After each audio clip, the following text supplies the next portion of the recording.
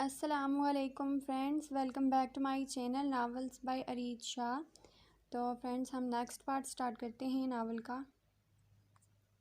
खबरदार, जो तुमने उसे तंग किया, तुम जो चाहते थे तुम्हें मिल चुका है। अब उसे वक्त दो इस रिश्ते को समझने के लिए, दादो ने उसे समझाते हुए कहा। दादो, वो कोई छोटी बच्ची नहीं है जिसे मैं वक्त दूंगा।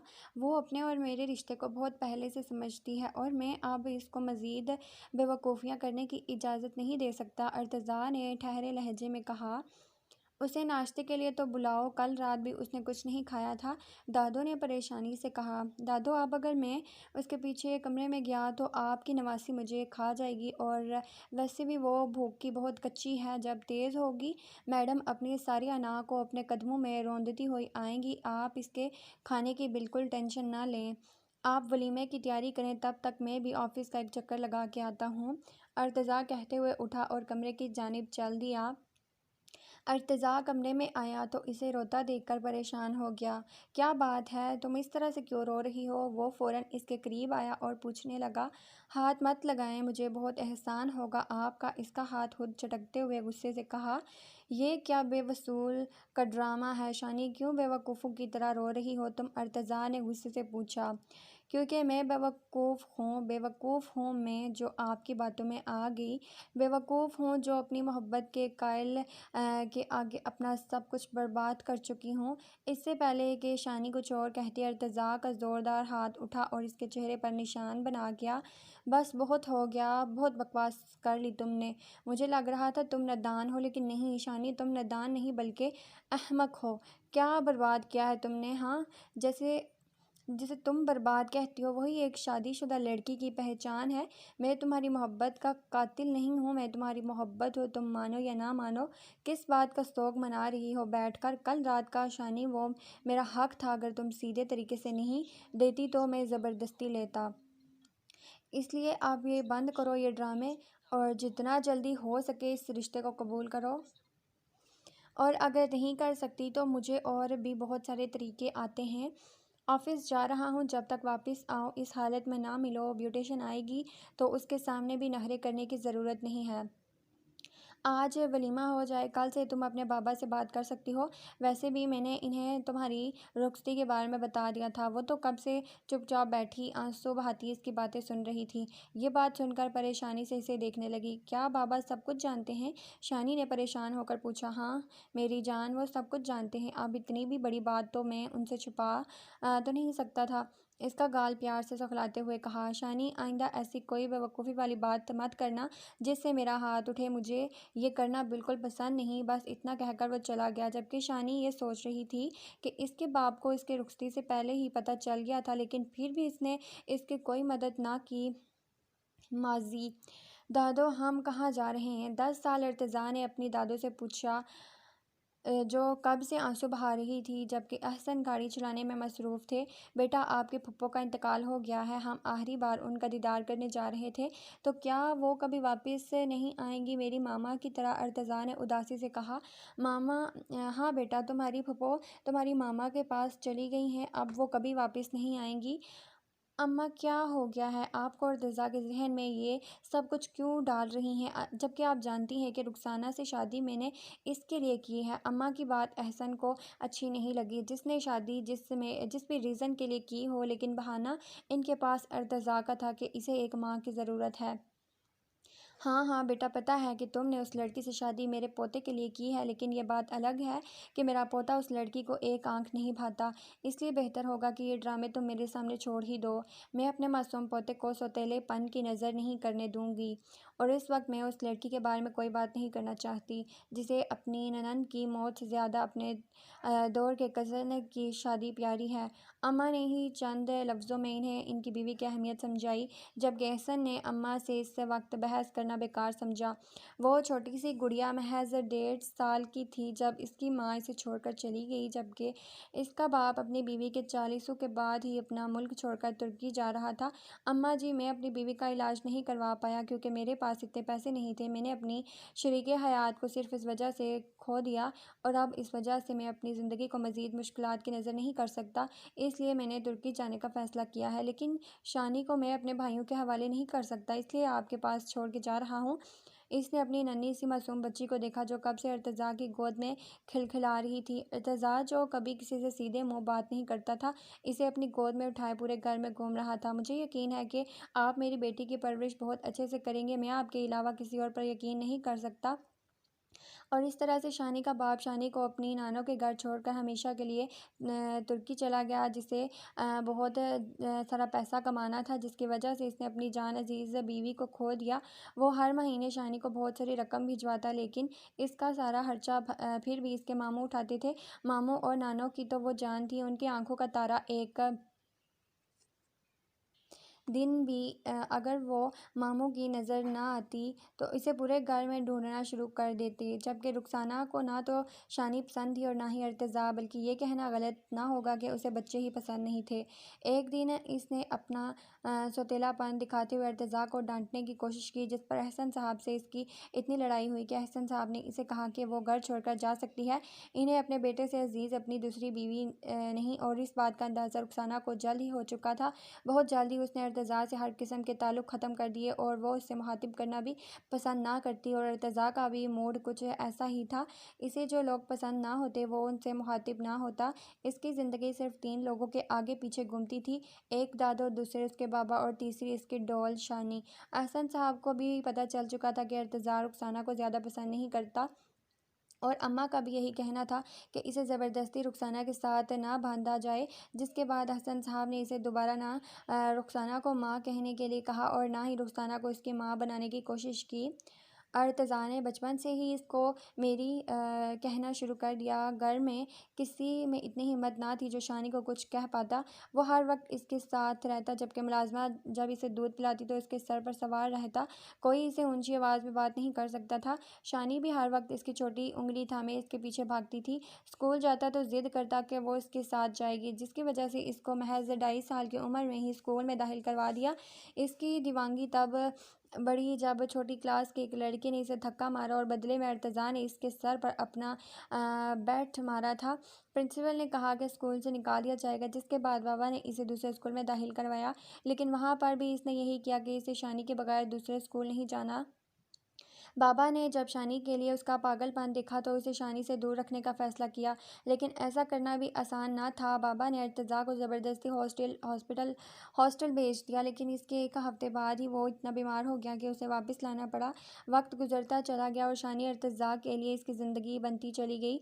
अर्तज़ा अपने किसी काम को मुलाजिम को हाथ नहीं लगाने देता था, साफ लफ्ज़ों में कहता कि ये सारे काम शानी के हैं और वही करेगी। शानी अर्तज़ा ने कभी साफ लफ्ज़ों में अपनी मोहब्बत का इजहार नहीं किया, लेकिन सब ही जानते थे कि वो एक दूसरे को चाहते हैं।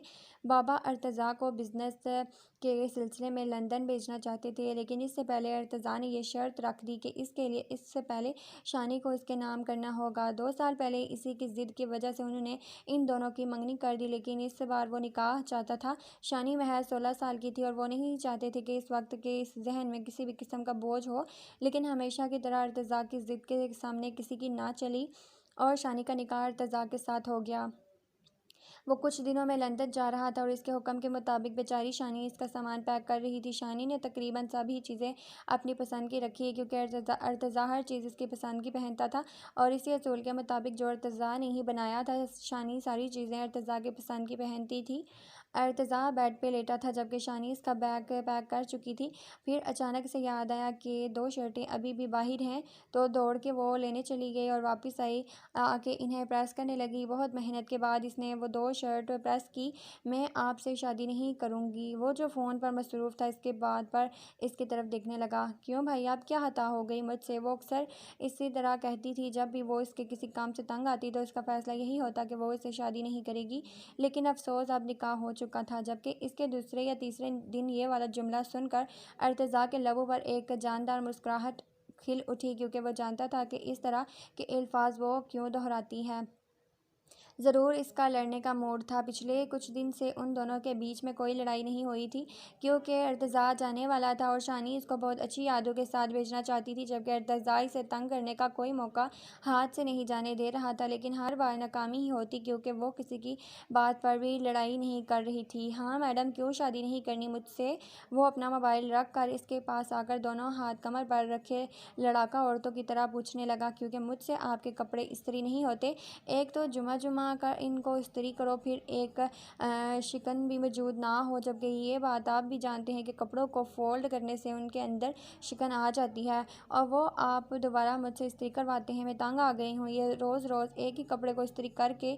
या तो आप मुझसे वादा करेंगे कि शादी के बाद आप मुझसे कपड़े इस्त्री नहीं करवाएंगे, या फिर ये शादी नहीं होगी। शानी ने फैसला करते हुए कहा। व्हाट, तुम ये सिर्फ कपड़े इस्त्री करने की वजह से मुझसे शादी कैंसिल कर रही हो? अर्तज़ा को जैसे गुस्सा आया, सदमा लगा। हाँ कर रही हूँ, इनकार में। आपके सारे काम अपने हाथ से करने के लिए तैयार हूँ। आपका खाना, आपके कपड़े, मैं आपके शूज़ पॉलिश करना सब कुछ कर सकती हूँ, लेकिन ये कपड़े इस्त्री मुझसे नहीं होते। शानी ने एक एक काम बताते हुए कहा, जबकि सिर्फ कपड़े इस्त्री ना करने पर इसके लिए इसकी शादी खतरे में आ चुकी थी। ये सोच कर अर्तज़ा का मुंह अच्छा खासा खुल गया। क्या तुम्हें सिर्फ मेरे कपड़े इस्त्री करने पर रहे इसलिए तुम मुझसे शादी से इनकार कर रही हो? वो मुकम्मल लड़ाई के मूड में बोला। हाँ कर रही हूँ इनकार। आप लंदन से अपने लिए कोई गोरी मैम ले आना जो आपके सारे कपड़े इस्त्री कर दे। शानी बोलते बोलते हंस पड़ी। लंदन की गोरियां कहाँ कपड़े इस्त्री करती हैं, बल्कि वो तो किसी काम को हाथ तक नहीं लगाती, सारे काम मुलाजमों से करवाती हैं। खैर आपकी मर्ज़ी, आपको मुझ जैसी अच्छी बीवी तो कहीं नहीं मिलेगी, लेकिन फिर भी अगर आप वहाँ किसी गोरी मैम को पटाना चाहते हैं तो बेशक पटा सकते हैं। शानी ने अपनी तरफ से मुकम्मल इजाज़त देते हुए कहा, जबकि इसका मूड ये जानने का था कि अर्तज़ा वहाँ की लड़कियों के बारे में क्या सोचता है। तो क्या ख्याल है आपका गोरी मैम के बारे में? इसने जांचती नज़रों से इसे कहा, जबकि अर्तज़ा को ये जानकर बहुत मज़ा आ रहा था कि इसे खुद से दूर वो एक आज़ाद मुल्क में बीच रही है, जहाँ लड़कियां आज़ाद माहौल में रहने के साथ साथ आज़ाद ख़याल भी हैं। कल रात भी वो नेट से लंदन के बारे में रिसर्च कर रही थी, जहाँ वो लंदन के माहौल के बारे में बता रहा था। वहीं पर कुछ तस्वीरें भी देख रही थी। बहुत सारी तस्वीरों के बाद एक और तस्वीर आई, जिसे देखकर शानी पानी पानी हो गई। साहिल समंदर पर लड़कियों को वाहियात लिबास में दिखते ही शानी का सर चकरा गया, जबकि वो तस्वीर अर्तज़ा ने बिना कुछ कहे आगे कर दी थी, और इसके यही अंदाज़ था कि इसने इतनी तेज़ी से वो तस्वीर आगे की है कि शायद शानी इसे देख पाए। लेकिन इसका अंदाज़ा गलत था, क्योंकि जब इसने शानी के चेहरे की तरफ देखा तो उसके चेहरे की सुर्खी बहुत कुछ बता रही थी। शानी, बहुत वक्त हो गया है, अब तुम जाओ, सो जाओ। शानी की हालत देखकर इसने हुक्म जारी किया तो शानी फ़ौरन इसके कमरे से भाग गई, और इसके बाद से लेकर अब तक शानी कभी ना कभी इस आज़ाद माहौल के बारे में ज़रूर बात कर रही थी, जिसके बारे में सुनकर अर्तज़ा के चेहरे पर मुस्कुराहट फैल जाती। इसकी बीवी इन बेलबास औरतों से जेलस हो रही थी, जिनके जब देखना भी अर्तज़ा को गवारा नहीं था, और इसकी जेलसी देखकर अर्तज़ा ने अब फैसला किया था कि वो इसे इसकी अहमियत का एहसास ज़रूर दिलाएगा। इसका तेज़ तेज़ इस्त्री पर चलता हाथ अपने हाथ में थाम लिया और दूसरे हाथ से इस्त्री को सीधा करके रख दिया। तुम मेरी बीवी हो शानी, इस दुनिया में कोई भी दूसरी औरत तुम्हारी जगह नहीं ले सकती। मैं तुमसे मोहब्बत करता हूँ। तुम मेरे लिए मेरी दोस्त, मेरी बचपन की साथी, मेरी मंगेतर, मेरी मकबूजा हो।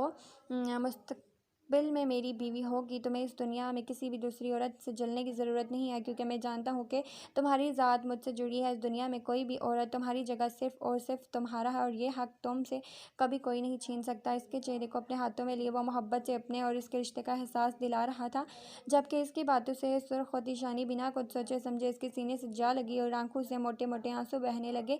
आई एम सॉरी अर्तज़ा, मैं आप पर शक नहीं कर रही थी, वो तो बस इस माहौल के बारे में सोच कर। शानी कहते कहते रुक गई। तुम्हें कुछ भी सोचने की ज़रूरत नहीं है शानी, तुम्हारा अर्तज़ा जैसे जाएगा वैसे वापस आएगा, क्योंकि अर्तज़ा की ज़िंदगी में शानी के अलावा कोई नहीं आ सकता। इसे अपने सीने से लगाए वो धीरे धीरे इसके बाल से हिला रहा था, लेकिन जल्द ही शानी को अपनी पोजीशन का एहसास हुआ तो वो इससे अलग होने की कोशिश करने लगी, लेकिन अर्तज़ा ने इसकी कोशिश को नाकाम बनाते हुए इसे मज़ीद अपनी बाहों में भींच लिया। अर्तज़ा छोड़े ना, नानो आ जाएंगी, वो धीरे से बोली। अभी तो छोड़ रहा हूँ, लेकिन वापस आने पर नहीं छोड़ूंगा। मैं आते ही शादी की बात करूँगा। तुम भी तैयार रहना, जब बाबा तुमसे पूछे तो झट से हाँ कर देना। इसने एक और हुक्म जारी किया। जबकि शानी का इरादा भी पढ़ने का था, वो अपनी पढ़ाई ख़त्म करके शादी करना चाहती थी। जिसका इजहार वो अर्तज़ा के सामने ना जाने कितनी बार कर चुकी थी, लेकिन अर्तज़ा ने हमेशा की तरह इसकी बात को इग्नोर कर दिया। शादी तो वैसे भी करनी ही है ना, क्या फ़र्क पड़ता है 2 साल बाद करें या 4 साल बाद, कम अज़ कम मैं अपनी पढ़ाई तो मुकम्मल कर लूँगी। इसने एक और नाकाम कोशिश की। क्या करोगी इतना पढ़ के, और वैसे भी तुम अपना बिल्कुल ख्याल नहीं रखती हो। छोड़ो ये पढ़ाई और अपने आप पर ध्यान दो। मैं चाहता हूँ जब मैं वापस आऊँ तो तुम्हारी मेरी खूबसूरत सी बीवी मेरा इंतज़ार कर रही हो, ना कि चश्मा लगाए हुई बीवी। इसने इसकी छोटी सी नाक को खींचते हुए प्यार से कहा। फ़िलहाल तो इससे बहुत प्यार से बात कर रहा था, जबकि वह जानती थी कि अगर एक बार फिर से अर्तज़ा ने इसके सामने पढ़ाई का नाम लिया तो वो इस पर गुस्सा करने लगेगी, और फिर हमेशा की तरह चली तो इसकी थी, तो फिर ज़िद करने का क्या फ़ायदा। वो जो 2 साल इसे मज़ीद पढ़ने के दे रहा था, शायद वो भी छीन ले। लंदन आने के बाद तो जैसे इसे किसी चीज़ का होश भी ना रहा। इसकी बिज़नेस कोर्स से इतना टफ था कि इससे इंजॉयमेंट करने का बिल्कुल टाइम नहीं था। ना तो इसका अपने दोस्तों से रब्ता था और ना ही बाबा से, जबकि दादो का हुक्म था कि वो इन्हें रोज़ फ़ोन करेगा। सो रोज़ शाम को दादो को फ़ोन ज़रूर करता था, लेकिन हैरत की बात ये थी कि इसने कभी भी फ़ोन पर शानी के बारे में नहीं पूछा था। दादो ये सोच सोच कर परेशान हो रही थी कि वो तकरीबन रोज़ ही फ़ोन करता है। इसे गए हुए तकरीबन 2 माह हो चुके थे, लेकिन एक बार भी इसने शानी का ज़िक्र नहीं किया। एक बार तो उन्होंने शानी को जा लिया है तो वो तुम्हारे बारे में पूछता क्यों नहीं है, कहीं तुमने उसे नाराज़ करके तो नहीं भेजा। जिस पर शानी ने कहा सब कुछ बिल्कुल ठीक है, आप परेशान मत हो।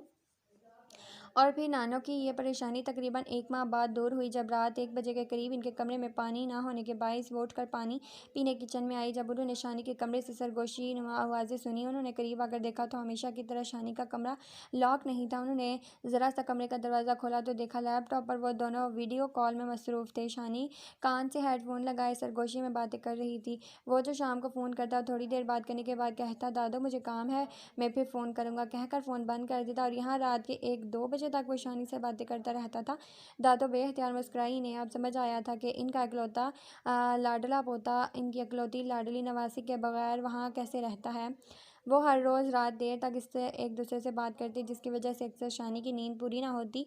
फिर नानो इसे खूब डांटती, लेकिन क्यों, कौन सा इसकी यहाँ पर चलती थी। यहाँ पर तो सिर्फ अर्तज़ा की चलती थी। वो अपनी मनमाना जानता था, जानबूझकर तो नहीं, लेकिन एक बार गलती से शानी रात को जल्दी सो गई, जिसकी वजह से अर्तज़ा बात ना कर पाया। इसके बाद 5 दिन अर्तज़ा ने इससे बात ना की, ना इसे फ़ोन किया और ना ही ऑनलाइन आया। 5 दिन दादो से भी कोई बात ना की, तो वो कट कर रह गया था इन सब से। वो तो साफ लफ्ज़ों में कहता था कि जितनी मोहब्बत वो शानी से करता है इतनी किसी से नहीं करता। शानी की लापरवाही ने इसका दिल दुखाया था, जिसकी सज़ा तो शानी को मिलनी थी, लेकिन ये सज़ा शानी के साथ साथ दादो को मिली। इनका पोता 5 दिन तक ला ताल्लुक़ रहा इनसे। फिर 5 दिन बाद जब खुद ही सब्र का पैमाना लबरेज हुआ तो रात के 3 बजे फ़ोन किया। शानी पिछले 5 दिन से उनके ऑनलाइन होने का इंतज़ार कर रही थी, और जब इससे बात की तो इस तरह से इसके जैसे इसकी ज़ात पर कोई बहुत बड़ा एहसान कर रहा हो।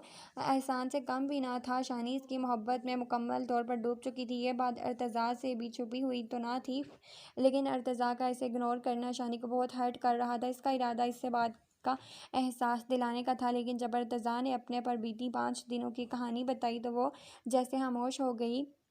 इसकी मोहब्बत के सामने शायद शानी की मोहब्बत कुछ भी ना थी। शानी इसकी मोहब्बत नहीं बल्कि दीवानगी थी, जिसके लिए वो कुछ भी करने को तैयार था।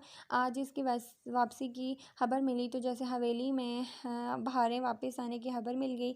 हर कोई बेइंतहा खुश था, सबसे ज़्यादा शानी, जो न जाने कब से इंतज़ार कर रही थी। कल रात अपने वापस आने की खबर भी सबसे पहले इसने इसी को दी थी, जिस पर शानी ने इल्तिजा की कि वो सबके सामने इससे ना ले, वो बाद में तन्हाई में मिलेंगे, क्योंकि अर्तज़ा का कोई भरोसा नहीं। वो घर वालों के सामने इसे अपने सीने से लगा लेता था बिना किसी का लिहाज किए। इसकी बेबाकी शानी के लिए नाकाबिले बर्दाश्त थी।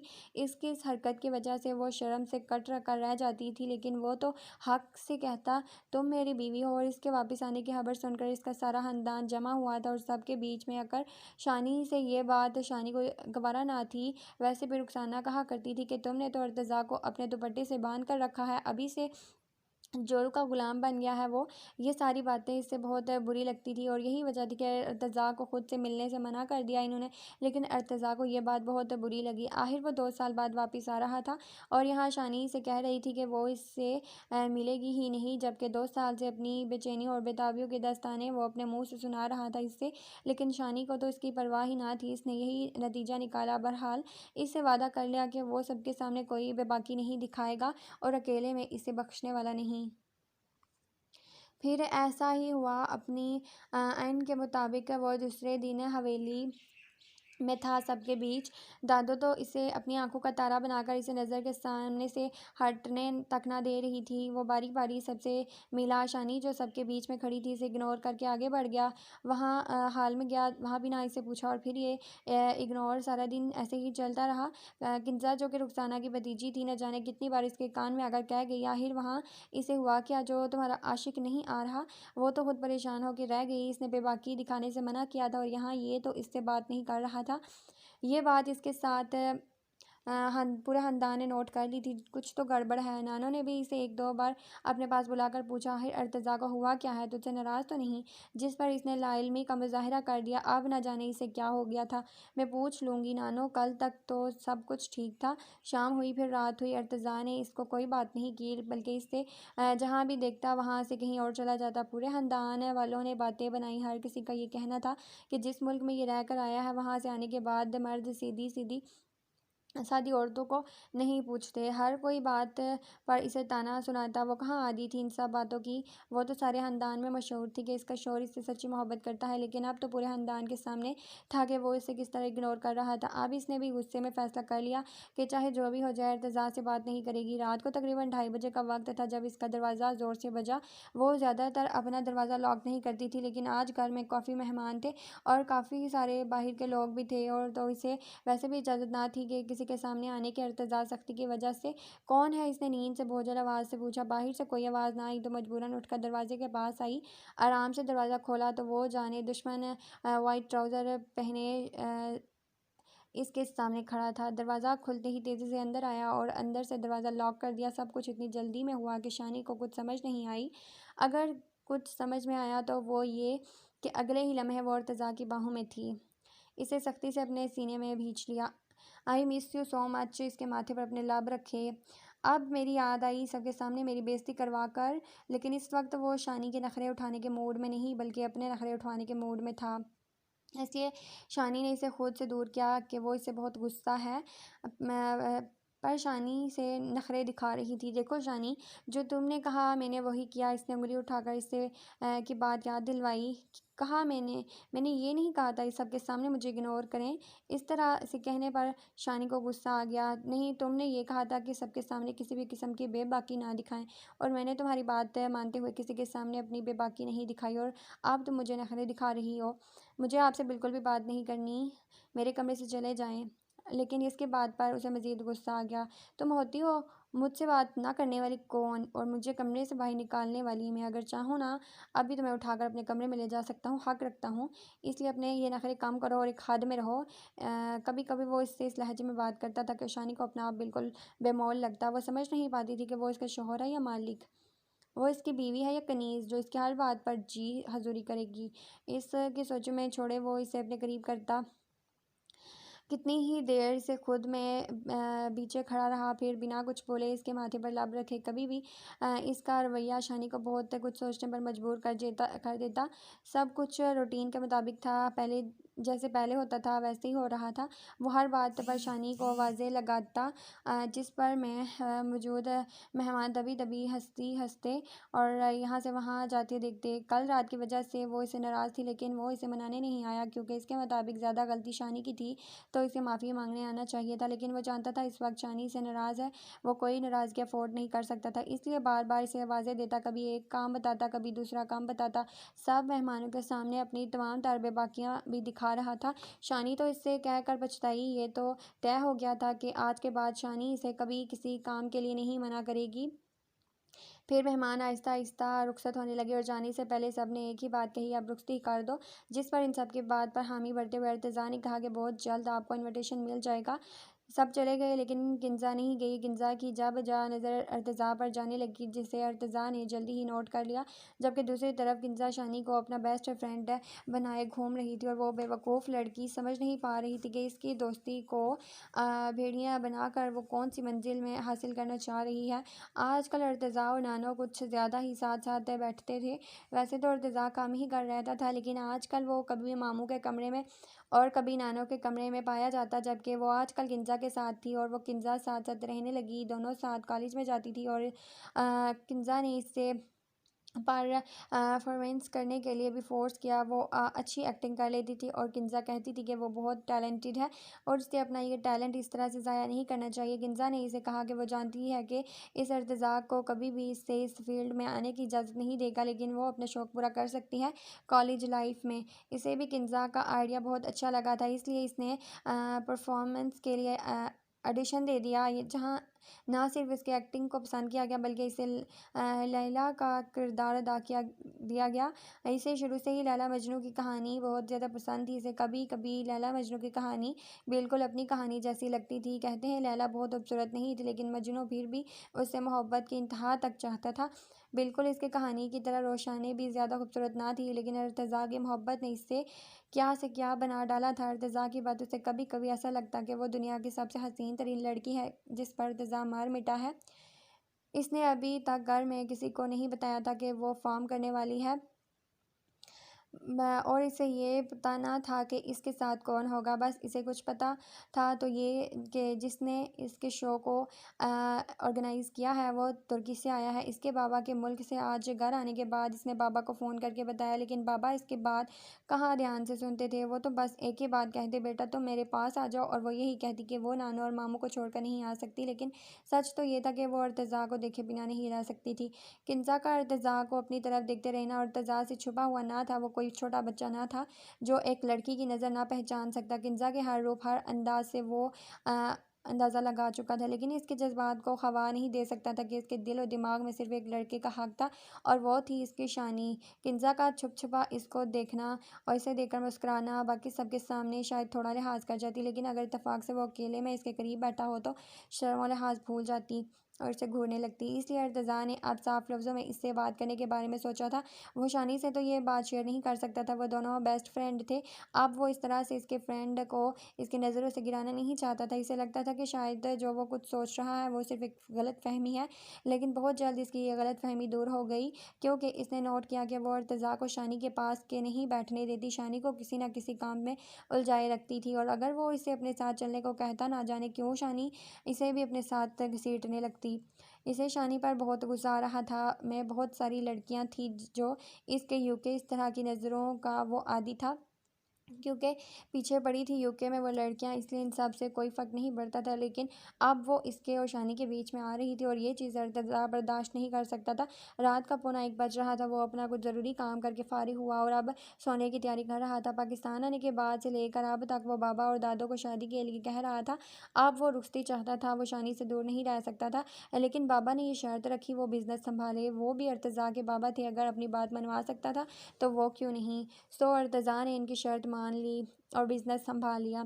एक अच्छी ज़िंदगी जीने के लिए मेहनत तो करनी पड़ती है, लेकिन यह खूबसूरत और अच्छी ज़िंदगी जिसके ख्वाब से जा रहा था, जिसके लिए वो इतनी मेहनत कर रहा था, वो मोहतरमा तो घोड़े बेचकर सो रही थी। अभी कुछ देर पहले वो इससे चाय का बोलने गया, मगर इसको सोता देखकर वापस लौट आया। कब आओगी मेरी ज़िंदगी में शानी, तुम मेरे लिए क्या हो, तुम जान हो मेरी, अपनी सोचों में मसरूफ़। वो भी ना देख पाए कब उसके कमरे में वो दाखिल हुई और दरवाज़ा बंद कर दिया। किन्ज़ा तुम यहाँ क्या कर रही हो। वो रिश्ते में इसके कज़न थी, लेकिन अर्तज़ा ने हेलो हाय के अलावा कभी इससे बात ना की और ना ही करने का इरादा रखा। अर्तज़ा मुझे आपसे बहुत ज़रूरी बात करनी है। आई एम सॉरी, मुझे इस वक्त नहीं आना चाहिए था, लेकिन फिर भी मुझे बहुत ज़रूरी बात करनी थी, इसलिए आई, और काफ़ी घबराई हुई लग रही थी। हम सुबह बात करेंगे, तुम जाओ इस वक्त यहाँ से। वो बरहम हुआ। नहीं, मुझे अभी और इसी वक्त आपसे बात करनी है, प्लीज़ एक बार आप मेरी बात सुन लें। वो मिन्नतें करने लगी। देखो मैं तुम्हें कह रहा हूँ, चली जाओ यहाँ से, हमने जो भी बात करनी है सुबह करेंगे। मैं आपसे बहुत मोहब्बत करती हूँ अर्तज़ा, आपको बहुत चाहती हूँ, प्लीज़ मुझे अपनी ज़िंदगी में शामिल कर लें, मैं आपके बगैर मर जाऊँगी।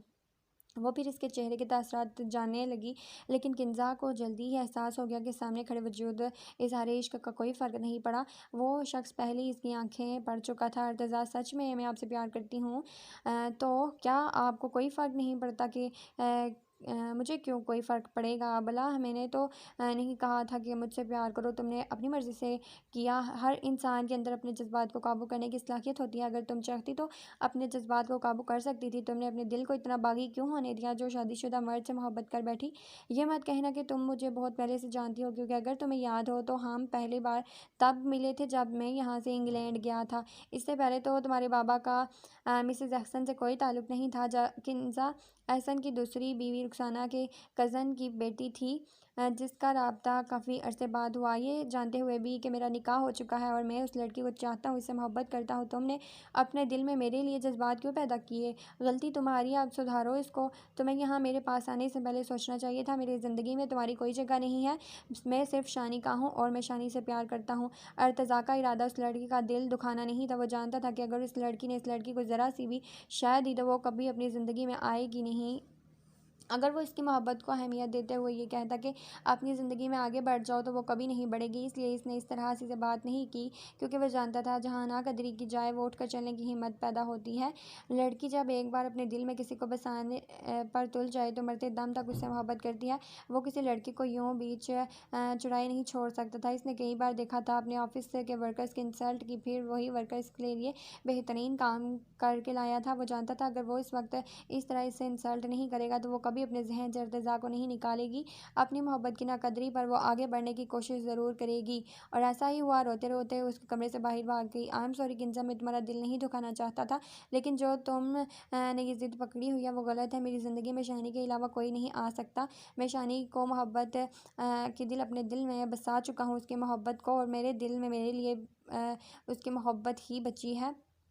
शानी अभी फ्रेश होकर उसके कमरे से बाहर आकर बैठी। सब लोग अपनी अपनी बातों में मसरूफ़ थे, जबकि वो किंजा अपनी क्लास के बारे में बातें कर रही थी। नानो, मैंने ना प्रॉमिस करनी है, इस साल हमारे कॉलेज में ना एक्टिंग शो हो रहा है, जिसमें